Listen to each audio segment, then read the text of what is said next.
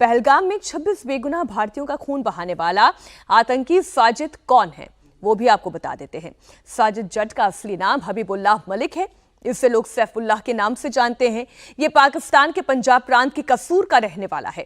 हाफिज सईद के आतंकी संगठन लश्कर तैयबा और उसके विंग टीआरएफ का टॉप कमांडर है।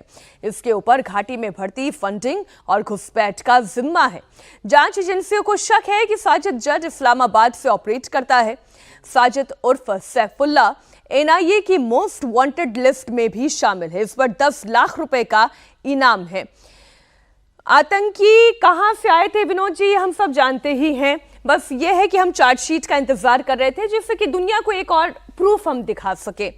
आतंकी कहां से प्रायोजित किए जाते हैं, कहां से उनकी ट्रेनिंग होती है, वो आतंकी संगठन कहां से ऑपरेट करते हैं, ये सारी बातें हैं। लेकिन इसमें जो अपने लोगों की भी जो भूमिका है उस पर एक दुख जरूर होता है कि यहां से भी उनको लॉजिस्टिकल सपोर्ट मिल रहा था, जो हम OGW कहते हैं। हाँ, निश्चित रूप से जो उनके टेरर मॉड्यूल हैं, जो उनके स्लीपर सेल्स हैं, वो यहीं लॉजिस्टिक सपोर्ट अगर यहाँ से न मिले तो वो ऑपरेट ही नहीं कर पाएंगे। और कश्मीर तो छोड़िए, मुंबई में 26/11 हुआ था, उनको भी लॉजिस्टिक सपोर्ट मुंबई में मिला था। अभी जो हमारी एजेंसियों ने जो पर्दाफाश किया है कि जो पूरा मॉड्यूल पकड़ा गया है जिसमें लाल किला जो वाला विस्फोट, जो फरीदाबाद, लाल किला, जो हाँ, जितने भी रिकवरी हुई है, अभी सारे जो सपोर्टर्स थे, लॉजिस्टिक सपोर्टर वाले सारे स्थानीय लोग थे। फरीदाबाद का वो यूनिवर्सिटी, अल-फलाह यूनिवर्सिटी, ये सारे लोग जो है, तो ये बहुत चिंता की बात है। जी जी जी, निश्चित रूप से बहुत चिंता की बात है। और मुझे लगता है कि इस पर सरकार के साथ साथ समाज को भी ध्यान देने की जरूरत है, खास करके उन वर्गों को जिन वर्गों से इस तरह के लोग पकड़े जाते हैं, उनके जो मौजूद लोग हैं, उनके जो जिम्मेदार संगठन है, उनको भी चाहिए कि जिस तरह की कोशिश रेडिकलाइज करने की कोशिश करते हैं तमाम सारे आतंकवादी संगठन या अंतर्राष्ट्रीय साजिश रचने वाले, उनके खिलाफ एक माहौल बनाएं और ऐसे लोगों को, ऐसे तत्वों को अलग थलग करें, तभी बात बनेगी।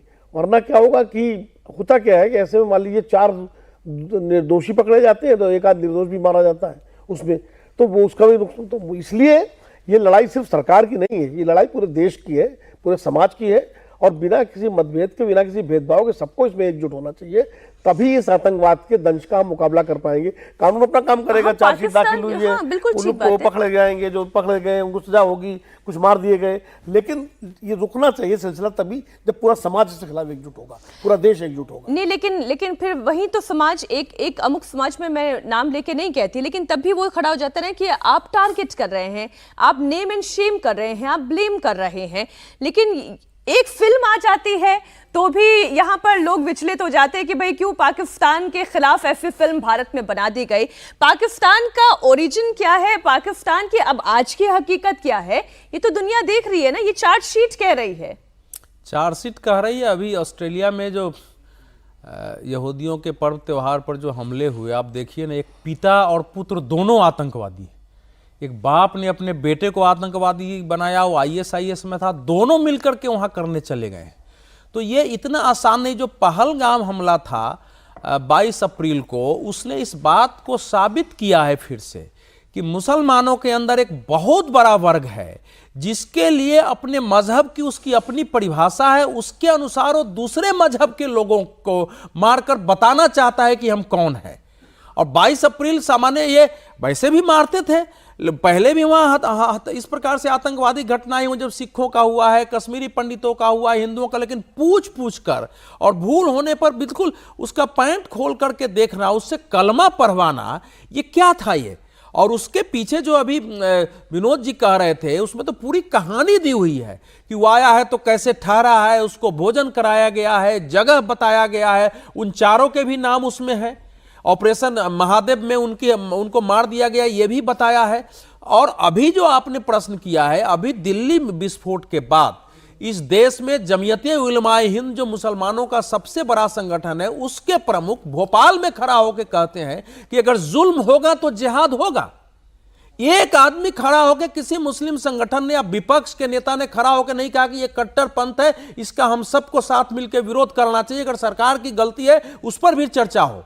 ये पंक्ति नहीं थी सुरक्षा कहां चला गया, फलाना कहां चला गया, ये चर्चा हमारे लोग करते हैं। हिंदू आतंकवादी नहीं है क्या, ये सारी चर्चाएं होती हैं। लेकिन जो अभी विनोद जी कह रहे थे सुनने में बहुत अच्छा है लेकिन जब आतंकवाद के उसके पीछे की जो आइडियोलॉजी है उसको स्वीकार नहीं करेंगे, तब तक आतंकवाद से मुकाबला संभव नहीं होगा। पहलगाम ने, खास करके मुनीर के उस बयान के बाद कि हिंदू और मुसलमान साथ रह ही नहीं सकते हैं, जो उसका एक बड़ा असर वहां दिखा था, वो बिल्कुल एक कायम है और बहुत बड़े वर्ग के अंदर है और दुनिया में दिख रहा है। आज ही अमेरिका की खबर है कि बहुत बड़े बम होने के प्लान को पकड़ा गया है, 4 आतंकवादी पकड़े गए हैं। आज की ही खबर है, अभी मैं सुनते आ रहा था। नीदरलैंड्स में अरेस्टिंग हो रही है। आप कहां कहां रोक रहे हैं? इसलिए भारत, पहले तो भारत अकेला था तो सब कहते थे अच्छा अच्छा ये तो कश्मीर का मसला है, कश्मीर का मसला है। कश्मीर का मसला है तो फिर अमेरिका को क्यों उड़ा दिया? इससे 10 साल पहले जो प्रधानमंत्री नरेंद्र मोदी ने कहा था ना कि there is no good terrorism और बैड टेररिज्म।